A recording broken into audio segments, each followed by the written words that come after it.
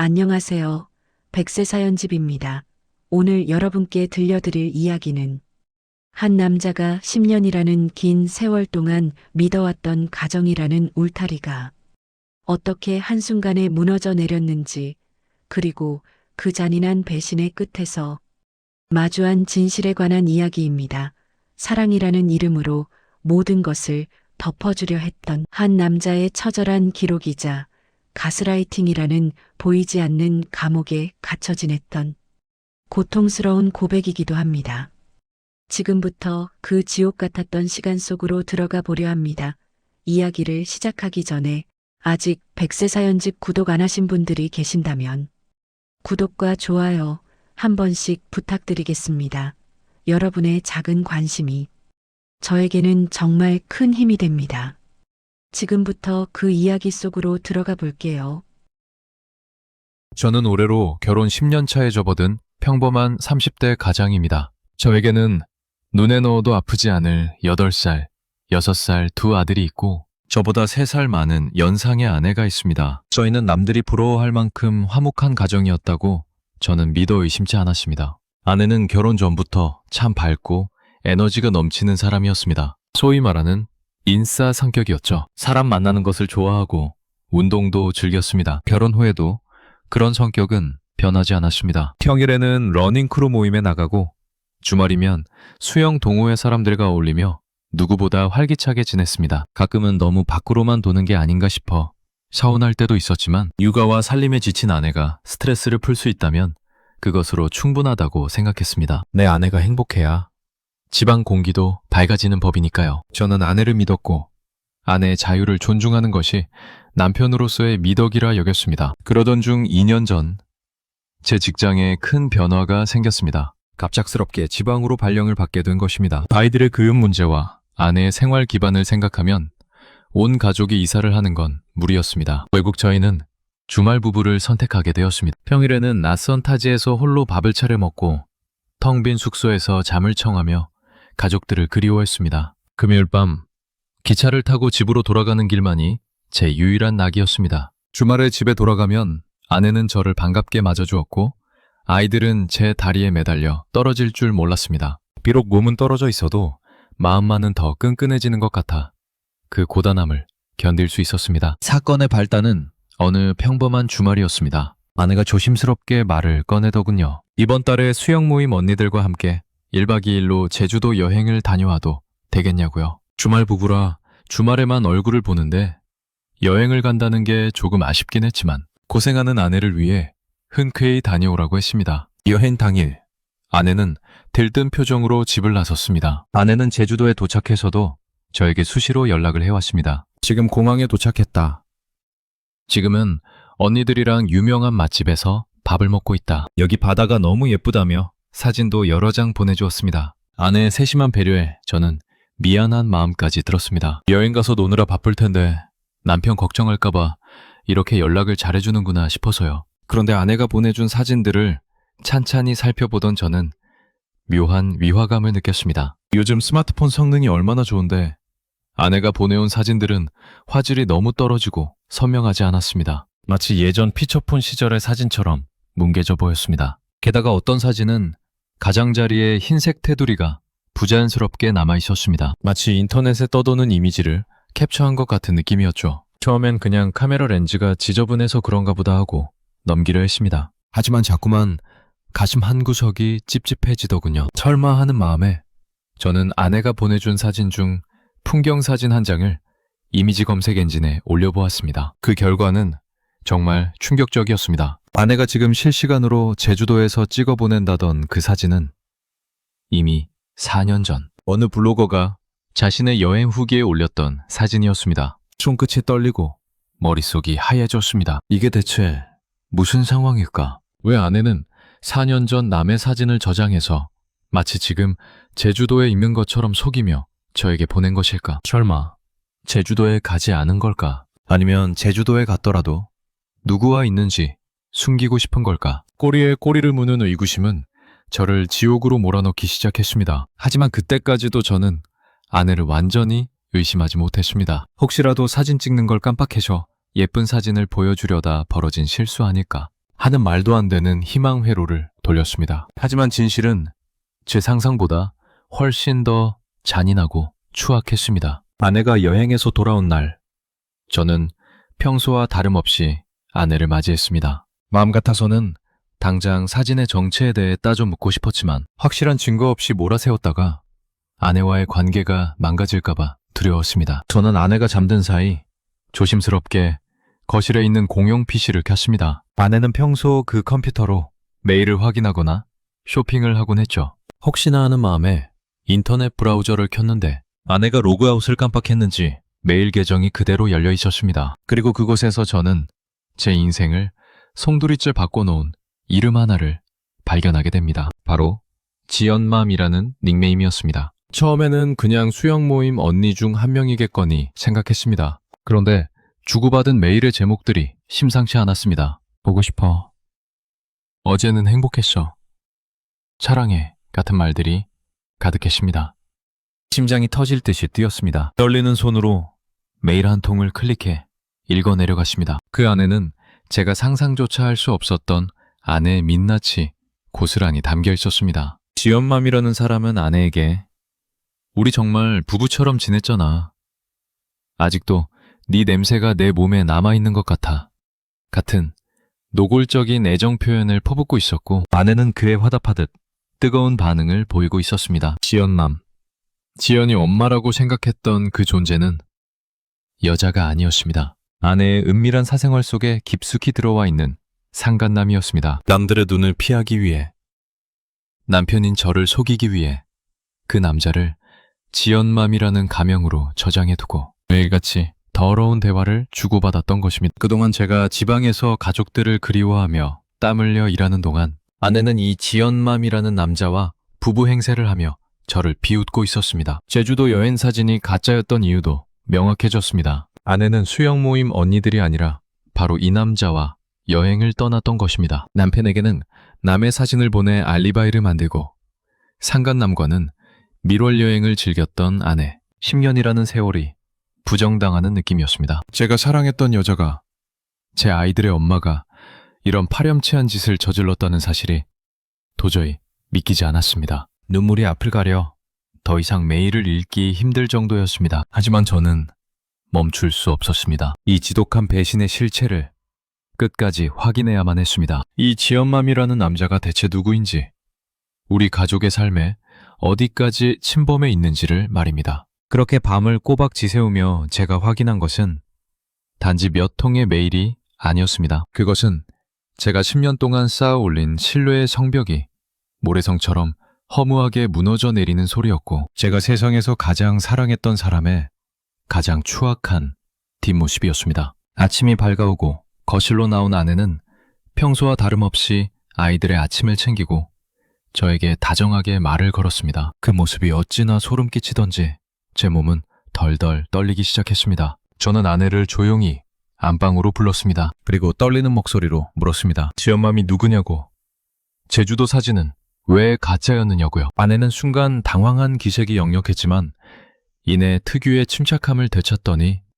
오히려 저에게 화를 내기 시작했습니다. 왜 남의 컴퓨터를 몰래 보느냐고, 당신 나를 의심하는 거냐며 소리를 높였습니다. 하지만 제가 메일 내용을 하나하나 읊어주자 아내는 더 이상 발뺌하지 못하고 자리에 주저앉았습니다. 아내는 울면서 빌었습니다. 잠시 외로움에 눈이 멀어 실수한 것이라고. 그 남자는 그냥 스쳐 지나가는 인연일 뿐이라며 저를 붙잡았습니다. 제가 지방에 가 있는 동안 혼자 아이들을 키우며 너무 힘들었고 누군가에게 의지하고 싶은 마음이 컸다는 게 아내의 변명이었습니다. 참 기가 막혔습니다. 저 또한 가족들을 위해 연고도 없는 타지에서 외로움과 싸우며 버텼는데 아내는 그 외로움을 다른 남자의 품에서 달래고 있었던 것입니다. 당장이라도 이혼 서류를 던지고 집을 나가고 싶었습니다. 하지만 거실에서 아무것도 모른 채 만화 영화를 보며 웃고 있는 8살, 6살 두 아들의 웃음소리가 제 발목을 잡았습니다. 아이들에게서 엄마를 뺏는 게 맞는지, 내가 조금만 참고 용서하면 예전처럼 돌아갈 수 있지는 않을지 수만 가지 생각이 머릿속을 스쳐 지나갔습니다. 결국 저는 바보같이 또 한 번의 기회를 주기로 했습니다. 아내는 그 남자와 모든 관계를 정리하고 다시는 연락하지 않겠다고 제 앞에서 맹세했습니다.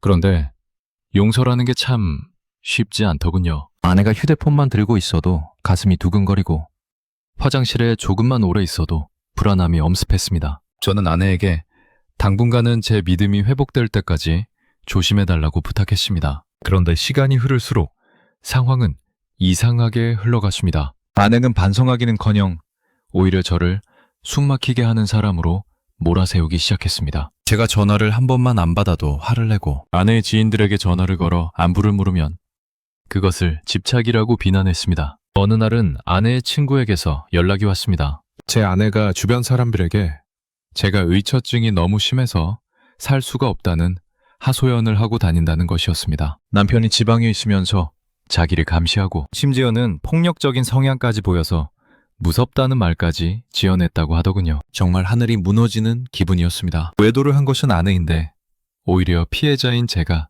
가해자가 되어 있었습니다.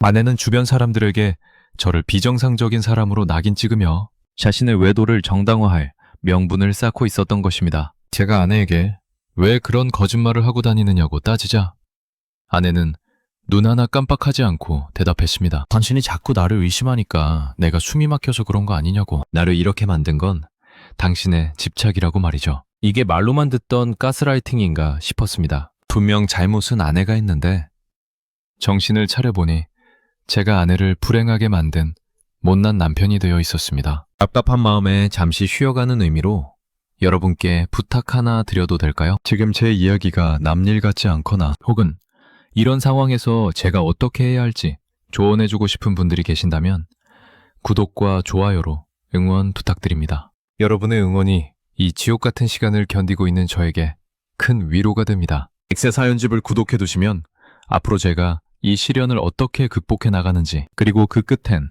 어떤 진실이 더 숨겨져 있었는지 계속해서 들으실 수 있습니다. 아내의 가스라이팅은 날이 갈수록 교묘해졌습니다. 제가 조금이라도 서운한 기색을 보이면 거봐, 당신 또 예전 일 꺼내서 나 괴롭히려는 거지? 라며 선수를 쳤고 아이들 앞에서도 은근슬쩍 저를 나쁜 아빠로 묘사하곤 했습니다. 아빠는 엄마를 못 믿어서 자꾸 화를 내네.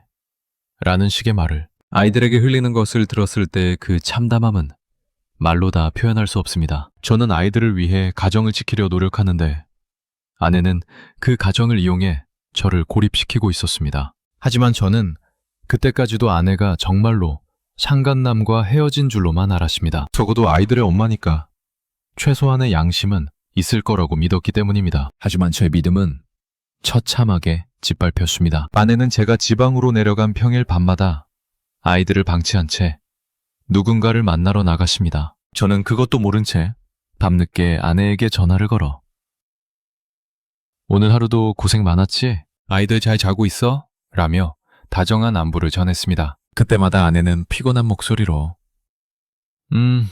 이제 애들 재우고 나도 자려고 당신도 일찍 자 라고 대답했습니다. 추억이 너머로 들리던 그 차분한 목소리가 사실은 상간남과 함께 있는 침대 위에서 나온 것이라는 사실을 꿈에도 몰랐습니다. 그러던 어느 날 밤이었습니다. 평소보다 업무가 일찍 끝나 아내에게 깜짝 이벤트를 해주고 싶은 마음에 연락 없이 집으로 향했습니다. 밤 11시가 조금 넘은 시각 현관문을 열고 들어선 집안은 정적만이 가득했습니다. 그런데 안방문이 열려있고 침대는 비어있었습니다. 아이들 방을 가보니 8살 큰애와 6살 작은애 둘이서만 엉켜 자고 있더군요. 아내는 어디에도 없었습니다. 가슴이 철렁 내려앉았습니다. 이 늦은 시간에 아이들만 집에 두고 대체 어디를 간 것일까? 설마 하는 불길한 예감이 머릿속을 스쳤습니다. 저는 곧장 아내에게 전화를 걸었습니다. 하지만 신호음만 갈 뿐 아내는 전화를 받지 않았습니다. 저는 미친 사람처럼 동네를 돌기 시작했습니다. 아내의 차가 어디에 주차되어 있는지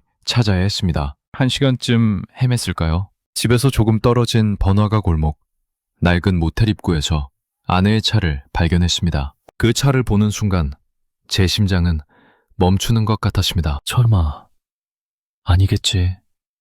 아닐 거야. 하지만 제 예감은 틀린 적이 없었습니다. 저는 차 앞에서 아내에게 문자를 남겼습니다. 지금 당신 차 앞에 있어. 당장 나와. 30분 정도 지났을까요? 모텔 입구에서 고개를 푹 숙인 아내가 걸어 나왔습니다. 그리고 그 뒤에는 낯선 남자가 뒤따라 나오고 있었습니다. 그 남자를 보는 순간 저는 이성을 잃었습니다. 달려가서 멱살이라도 잡고 싶었지만 아내가 제 앞을 가로막았습니다. 아내는 당황한 기색도 없이 저를 빤히 쳐다보며 말했습니다. 당신이 생각하는 그런 거 아니야. 이 사람이랑 정말 끝내려고 마지막으로 만나서 이야기한 거야. 우리 서로 좋게 끝내기로 했어. 이건 아름다운 이별이야. 아름다운 이별이라니요. 남편은 속이고 어린 자식들을 밤중에 홀로 남겨두고 모텔에서 상간남과 만나는 것이 어떻게 아름다운 이별이 될 수 있단 말입니까? 아내의 뻔뻔한 태도에 저는 할 말을 잃었습니다. 10년 동안 제가 알던 여자가 맞는지 의심스러울 정도로 그녀는 낯설고 무서웠습니다. 그리고 그 상간남이라는 작자는 제 눈도 마주치지 못한 채 슬그머니 자리를 피하더군요. 저는 그날 밤 제가 지켜온 모든 것이 허상이었음을 뼈저리게 느꼈습니다. 하지만 진실의 추악함은 여기서 끝이 아니었습니다. 그 남자의 정체를 알게 된 순간 저는 인간이라는 존재에 대해 깊은 혐오를 느끼게 되었습니다. 그 남자의 뒤통수를 보며 제가 느낀 감정은 분노를 넘어선 허탈함이었습니다. 아름다운 이별이라니요. 그 말이 어떻게 그런 상황에서 나올 수 있는지 저는 도저히 이해할 수 없었습니다. 아내는 마치 대단한 선심이라도 쓰는 양 자기는 관계를 정리하러 온 것뿐인데 당신이 나타나서 일을 망쳤다는 식으로 저를 쳐다보았습니다. 그 눈빛에는 미안함이나 죄책감 따위는 한 톨도 남아있지 않았습니다. 오히려 자기의 마지막 로맨스를 방해한 불청객을 보는 듯한 혐오감이 서려 있었죠. 저는 그 자리에 주저앉아 한참을 울었습니다. 새벽 공기는 차가웠고 제가 믿어온 10년의 세월은 그 차가운 공기 속으로 흩어져 사라지는 것 같았습니다. 겨우 정신을 차리고 집으로 돌아오는 게 제 머릿속을 스치는 생각은 단 하나였습니다. 과연 이번이 처음이었을까? 아내는 제가 지방에 있는 동안 얼마나 자주 이런 짓을 저질렀던 것일까? 집에 도착해 곤히 잠든 아이들의 얼굴을 보니 가슴이 찢어지는 것 같았습니다. 이 어린 생명들을 두고 엄마라는 사람이 어떻게 모텔방에 들어갈 수 있었는지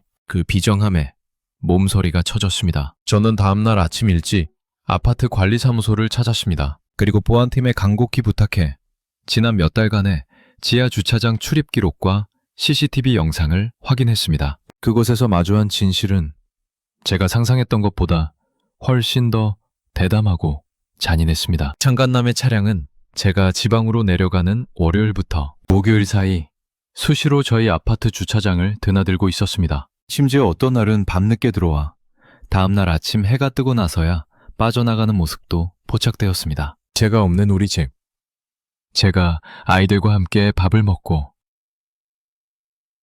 잠을 자던 그 신성한 공간이 그들에게는 은밀한 유흥의 장소였던 것입니다. 내 아이들이 자고 있는 옆방에서 그들이 무슨 짓을 했을지 생각하니 구역질이 올라와 견딜 수가 없었습니다. 더욱 저를 절망하게 만든 것은 아이들의 반응이었습니다. 저는 조심스럽게 큰아이를 불러 물었습니다. 혹시 아빠 없을 때 집에 누구 오신 적 있어?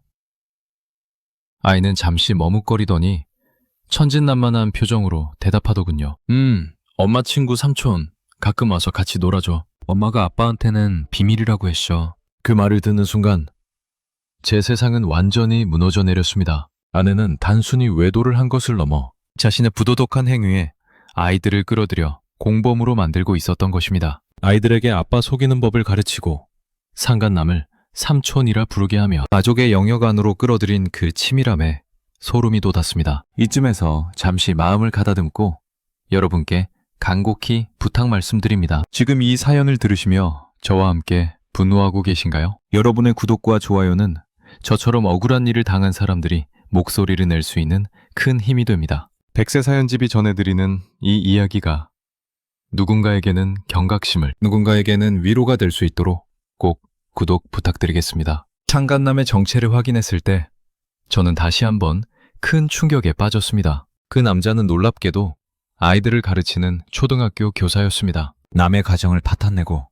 어린아이들까지 기만하며 부적절한 관계를 이어온 사람이 학교에서는 아이들에게 도덕과 윤리를 가르치는 선생님이라니요. 교육자라는 가면을 쓰고 뒤에서는 남의 아내와 밀회를 즐기는 그 이중성에 저는 참을 수 없는 분노를 느꼈습니다. 저는 아내에게 이 모든 증거를 들이미며 상간남 소송을 진행하겠다고 통보했습니다. 더 이상 용서는 없으며 법적으로 단죄하겠다고 선언했습니다. 그러자 아내는 다시 한번 본색을 드러냈습니다. 처음에는 무릎을 꿇고 빌더니 제가 뜻을 굽히지 않자 이번엔 죽음으로 저를 협박하기 시작했습니다. 당신이 소송하면 나 정말 죽어버릴 거야. 애들 엄마 죽이고 당신이 잘 살 수 있을 것 같아?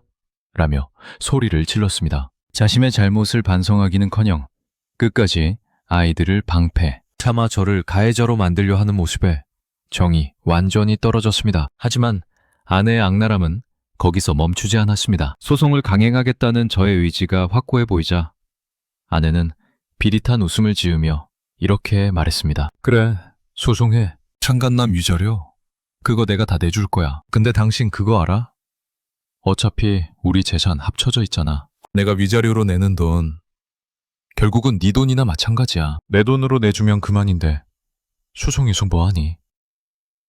결국 네 지갑에서 돈 나가는 꼴인데. 그 말을 듣는 순간 저는 아내가 사람이 아니라 악마처럼 보였습니다. 부부 공동재산을 운운하며 자신의 불륜에 대한 대가까지 제 돈으로 치르겠다는 그 논리. 법의 허점을 교묘하게 파고들어 저를 조롱하는 그 태도에 저는 할 말을 잃었습니다. 아내는 제가 소송을 통해 얻을 수 있는 것이 아무것도 없다는 점을 강조하며 저를 무력하게 만들려 했습니다. 하지만 저는 포기할 수 없었습니다. 돈이 문제가 아니었습니다. 무너진 제 자존감과 상처받은 우리 아이들의 미래를 위해서라도 이 부당한 상황을 바로 잡아야만 했습니다. 아내는 제가 흔들리는 틈을 타 이제는 역공을 준비하기 시작했습니다. 제가 과거에 저지른 사소한 실수들을 들춰내어 저를 유책 배우자로 몰아세우려는 계획이었습니다. 어느 날은 제가 예전 직장 동료의 결혼식에 갔을 때 동창들과 단체로 단체 카톡방에서 대화했던 내용을 캡처해서 불륜의 증거라고 주장하기 시작했습니다. 당신도 이때 여사친들이랑 연락했잖아. 이것도 불륜 아니야? 당신도 나한테 할 말 없잖아. 라며 말도 안 되는 억지를 부렸습니다. 제가 아무리 평범한 동창 모임이었다고 설명해도 아내는 듣지 않았습니다. 아내는 저를 자신과 똑같은 수준의 파렴치한 인간으로 끌어내려야만 자신의 죄가 가벼워진다고 믿는 것 같았습니다. 심지어 아내는 저와의 대화를 몰래 녹음하기 위해 집안 곳곳에 녹음기를 숨겨두거나 말다툼을 유도하며 제 폭언을 끌어내려 애썼습니다. 평소에는 멀쩡하다가도 단둘이 있을 때면 저를 극도로 자극하는 말들을 쏟아냈습니다. 당신 능력이 없어서 내가 딴 남자 만난 거야. 애들도 사실 그 삼촌을 더 좋아해. 같은 비수 같은 말들을 내뱉으며 제가 폭발하기를 기다렸습니다. 제가 화를 내며 소리를 지르면 바로 녹음 버튼을 누르고 거봐, 당신 폭력적이잖아. 나 무서워서 못 살겠어. 라며 연기를 시작했습니다. 저는 그런 아내의 모습에 소름이 돋아 더 이상 대화조차 할 수 없었습니다. 집이라는 공간이 더 이상 휴식처가 아닌 누군가가 나를 파멸시키기 위해 덫을 놓고 기다리는 사냥터처럼 느껴지기 시작했습니다. 아내의 그런 치밀하고도 잔인한 공격은 저를 서서히 무너뜨리고 있었습니다. 집이라는 공간은 더 이상 안식처가 아니라 언제 터질지 모르는 지뢰밭 같았습니다. 아내는 저와 마주칠 때마다 교묘하게 제 자존심을 건드리는 말들을 던졌습니다. 제가 화를 참지 못하고 큰 소리를 내면 기다렸다는 듯이 휴대폰을 꺼내들거나 미리 숨겨둔 녹음기를 의식하며 가련한 피해자 연기를 이어갔습니다. 한 번은 식탁에 앉아 아이들 양육 문제로 대화를 나누는데 아내가 갑자기 평소보다 훨씬 더 자극적인 말로 저를 몰아세우더군요. 당신이 지방에서 돈 벌어온다고 유세 부리는 동안 나는 독박 육아하며 죽어갔다느니 당신 같은 사람이랑 사는 게 형벌이라느니 하며 제 가심에 대못을 박았습니다. 제가 너무 기가 막혀서 식탁을 탁 치며 일어섰는데 그때 식탁 아래쪽으로 아내의 손이 묘하게 움직이는 것을 보았습니다. 이상한 기분에 아내의 손길이 머물렀던 식탁 밑을 확인해 보니 그곳에는 소형 녹음기가 테이프로 정교하게 붙여져 있었습니다. 그 순간 온몸에 소름이 돋고 피가 거꾸로 솟는 기분이었습니다. 나를 유책 배우자로 만들어 이혼 소송에서 유리한 고지를 점하려는 아내의 그 집요함에 혀를 내둘렀습니다. 제가 녹음기를 떼어내어 보여주자 아내는 당황하기는커녕 오히려 뻔뻔하게 운수했습니다. 당신이 평소에 얼마나 폭력적인지 증거를 남겨야 내가 살 수 있을 것 같아서 그랬다고 말이죠. 외도를 저지른 아내가 피해자인 저를 가해자로 몰기 위해 이런 짓까지 서슴지 않는다는 사실에 저는 인간에 대한 환멸마저 느꼈습니다. 10년을 함께 산 사람의 모습이라고는 도저히 믿고 싶지 않았습니다. 심지어 아내는 그 상간남인 초등교사와 짜고 저를 더욱 압박해왔습니다. 제가 상간남 소송을 준비한다는 것을 알게 된 그 남자는 아내를 통해 저에게 은근한 협박을 전해왔습니다. 자기는 공무원이라 징계를 받을 수도 있지만 그렇게 되면 아내와의 관계를 더 당당하게 이어갈 것이며 오히려 제가 아이들을 못 보게 할 수도 있다는 식의 궤변을 늘어놓았습니다. 같은 교육자로서 부끄러움도 모르는 그 남자의 태도에 저는 분노를 넘어 참담함을 느꼈습니다. 이들은 이미 한 팀이 되어 저를 밀어내고 자신들만의 세상을 꿈꾸고 있었던 것입니다. 제가 지키려 했던 가정이 사실은 이미 오래전에 무너져 있었다는 사실을 인정하기가 너무나 괴로웠습니다. 잠시 여러분의 의견을 묻고 싶습니다. 이토록 뻔뻔한 아내와 상간남을 보며 여러분은 어떤 생각이 드시나요? 제 사연이 여러분의 마음을 움직였다면 지금 바로 구독과 좋아요 한 번씩만 꼭 눌러주세요. 여러분의 구독은 제가 이 싸움을 포기하지 않고 끝까지 나아갈 수 있게 하는 가장 큰 원동력이 됩니다. 백세 사연집은 여러분의 응원 속에 더 진정성 있는 이야기로 보답하겠습니다. 부탁드립니다. 아내의 가스라이팅은 이제 제 주변 사람들에게까지 뻗어나갔습니다. 장인 장모님은 물론이고 제 본가 부모님께까지 전화를 걸어 제가 위처증에 걸려 정상적인 생활이 불가능하다며 눈물 섞인 거짓말을 늘어놓았습니다. 부모님은 처음에 제 편을 들어주시다가도 아내가 반복적으로 호소하자 혹시 제가 정말로 직장 스트레스 때문에 예민해진 것은 아닌지 걱정 섞인 눈으로 저를 바라보시기 시작했습니다. 세상 모든 사람이 저를 비난해도 내 편이어야 할 가족들마저 의심의 눈초리를 보내니 정말 미칠 것만 같았습니다. 아내는 저를 사회적으로 매장시키고 고립시켜서 제가 스스로 이혼을 포기하거나 아내가 원하는 조건으로 도장을 찍게 하려는 속셈이었습니다. 하지만 저를 가장 힘들게 했던 것은 역시나 아이들이었습니다. 아내는 아이들에게 아빠가 엄마를 괴롭히는 나쁜 사람이라는 인식을 심어주기 위해 부단히도 노력했습니다. 제가 퇴근하고 돌아오면 아이들은 예전처럼 반갑게 달려나오지 않고 엄마 눈치를 보며 방으로 숨어버렸습니다. 아빠가 화내는 소리가 무섭다며 우는 아이를 달래는 아내의 뒷모습을 보며 저는 제가 정말로 나쁜 아빠가 된 것 같은 착각에 빠지기도 했습니다. 아내는 아이들의 정서적 불안마저 자신의 불륜을 덮는 도구로 사용하고 있었습니다. 아이들이 상간남을 삼촌이라 부르며 따르게 만들고 정작 친아빠인 저와는 거리를 두게 만드는 그 잔인한 이간질에 제 가슴은 난도질당했습니다. 어느 날 밤 저는 잠든 아이들의 머리를 쓰다듬으며 한참을 울었습니다. 내가 이 아이들을 위해 무엇을 할 수 있을까? 이 지옥 같은 가정 환경에서 아이들을 키우는 것이 정말 아이들을 위하는 길일까? 아니면 차라리 모든 진실을 밝히고 아내와 결별하는 것이 아이들의 미래를 위해 더 나은 선택일까? 밤새 고민하고 또 고민했습니다. 아내는 여전히 거실에서 상간남과 메시지를 주고받으며 낄낄거리고 있었고 저는 그 소리를 들으며 절망의 끝자락을 붙잡고 있었습니다. 아내는 상간녀 소송을 해봤자 결국 부부 공동재산에서 미자료가 나갈 것이니 당신만 손해라는 말을 무기처럼 휘둘렀습니다. 법적으로는 아내의 말이 일리가 있을지도 모릅니다. 하지만 제 인생과 제 아이들의 가치관을 돈 몇 푼과 바꿀 수는 없었습니다. 저는 결심했습니다. 아내가 파놓은 덫에 걸려들지 않기로요. 아내가 아무리 저를 자극해도 침착하게 대응하며 모든 상황을 객관적으로 기록하기 시작했습니다. 아내가 몰래 숨겨둔 녹음기를 역으로 이용해서 아내가 저를 협박하고 가스라이팅하는 장면들을 증거로 수집했습니다. 그리고 상간남인 그 교사가 우리 집에 드나들었던 기록과 아이들에게 비밀을 강요했던 정황들을 하나하나 정리했습니다. 아내는 제가 여전히 자신의 손바닥 안에서 놀아나고 있다고 생각했겠지만 저는 조용히 반격을 준비하고 있었습니다. 이제 더 이상 사랑이라는 이름으로 혹은 아이들이라는 이름으로 아내의 추악한 범죄를 덮어주지 않기로 했습니다. 그것이 아빠로서 그리고 한 인간으로서 제가 선택할 수 있는 마지막 존엄이었습니다. 아내는 제가 조용해지자 제가 기가 꺾인 줄 알고 더욱 대담하게 행동했습니다. 이제는 대놓고 상간남과 통화를 하며 다음 여행 계획을 세우더군요. 제가 옆에 있는데도 아랑곳하지 않고 그 남자의 이름을 다정하게 부르는 아내를 보며 저는 차갑게 식어가는 제 마음을 느꼈습니다. 예전에 그 밝고 활달했던 아내는 이제 제 기억 속에만 존재하는 유령이었습니다. 제 앞에 있는 여자는 그저 자신의 욕망을 위해 가족을 배신하고 남편을 파멸시키려는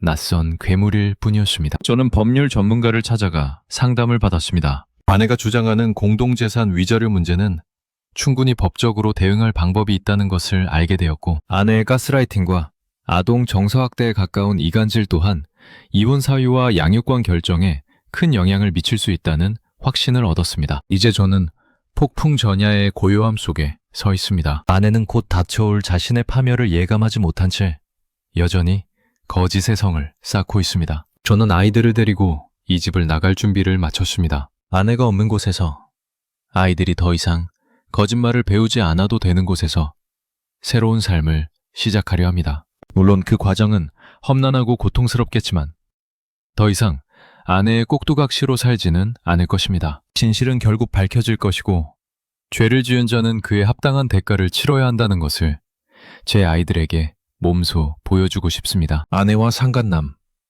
그들이 벌인 그 추악한 연극의 막을 내릴 시간은 이제 머지 않았습니다. 드디어 결전의 날이 밝았습니다. 저는 아내가 가장 방심하고 있을 때 그동안 모은 모든 증거를 들고 법률사무소로 향했습니다. 아내가 식탁 밑에 붙여두었던 녹음기, 상간남의 차가 수시로 드나들던 주차장 기록, 그리고 아내가 제주도 여행이라며 보내왔던 가짜 사진들의 원본 링크까지 하나도 빠짐없이 서류에 담았습니다. 소장이 아내와 그 상간남에게 송달되던 날, 집안은 말 그대로 전쟁터가 되었습니다. 아내는 소리를 지르며 집안의 물건들을 내던졌고 저에게 어떻게 이럴 수 있느냐며 배신자라고 몰아세웠습니다. 자기가 외도를 한 사실은 잊은 채 남편이 자신을 고소했다는 사실에만 분노하는 그 적반하장의 모습에 저는 오히려 차분해졌습니다. 이제야 저를 올가매던 가스라이팅의 사슬이 끊어지는 기분이었습니다. 그 당당하던 상간남 초등교사는 소장을 받자마자 사색이 되어 아내를 통해 연락을 해왔습니다. 제발 학교에는 알리지 말아달라고.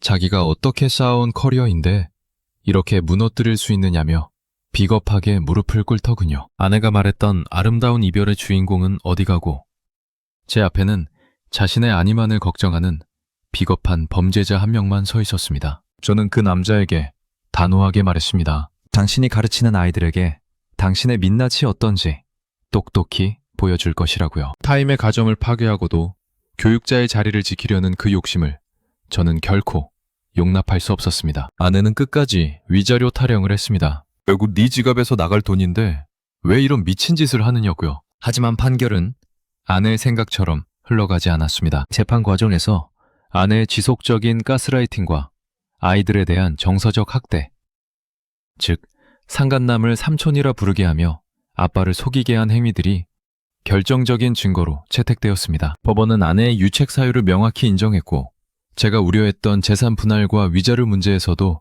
징벌적 성격의 판결이 내려졌습니다. 무엇보다 가장 중요했던 양육권 재판에서 저는 승리했습니다. 아이들을 상간남과의 밀회에 동원하고 정서적으로 방치한 아내에게는 양육권이 허락되지 않았습니다. 아내는 판결문을 받아들고서야 비로소 자신이 저지른 일의 무게를 깨달은 듯 주저앉아 통곡했지만 이미 기차는 떠난 뒤였습니다. 저는 소송이 마무리되던 날 아이들을 데리고 그 지옥 같았던 집을 나왔습니다. 아내와 상간남의 흔적이 묻은 그곳에 단 1분도 더 머물고 싶지 않았기 때문입니다. 새로운 동네로 이사를 하고 아이들과 함께 작은 집에서 다시 시작했습니다. 처음에는 아이들도 엄마를 찾으며 울기도 했지만 아빠가 온전히 자신들에게 집중하고 사랑을 주는 시간을 보내며 서서히 안정을 찾아갔습니다. 이제 큰애는 더 이상 저에게 거짓말을 하지 않습니다. 아빠, 이제 비밀 같은 거 없어서 너무 좋아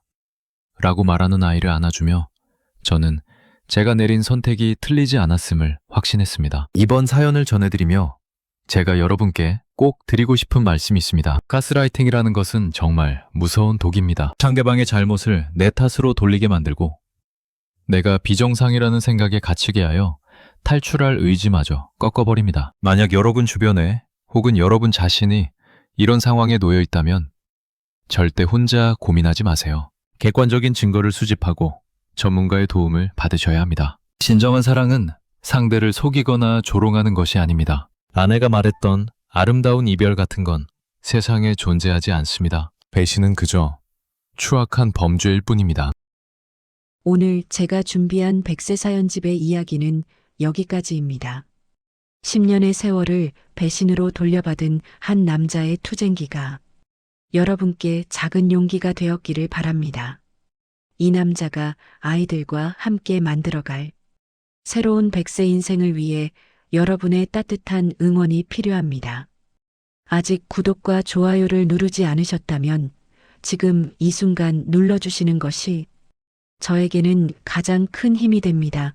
여러분의 구독 한 번이 누군가에게는 새로운 삶의 시작을 알리는 종소리가 될 수 있습니다.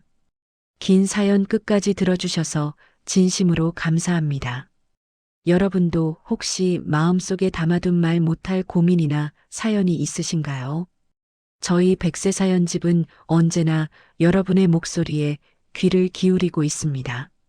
사연을 보내주시면 정성껏 대본으로 만들어 함께 공감하고 위로하는 시간을 갖도록 하겠습니다. 상처받은 마음은 나누면 반이 되고 기쁨은 나누면 배가 된다고 했습니다. 오늘 밤은 부디 모든 근심 걱정 내려놓으시고 편안한 잠자리 되시길 바랍니다. 저는 다음 시간에 더욱 가슴 울리는 그리고 우리 삶에 깊은 교훈을 주는 새로운 사연으로 다시 찾아뵙겠습니다. 지금까지 시니어들의 따뜻한 쉼터 백세 사연집이었습니다. 감사합니다.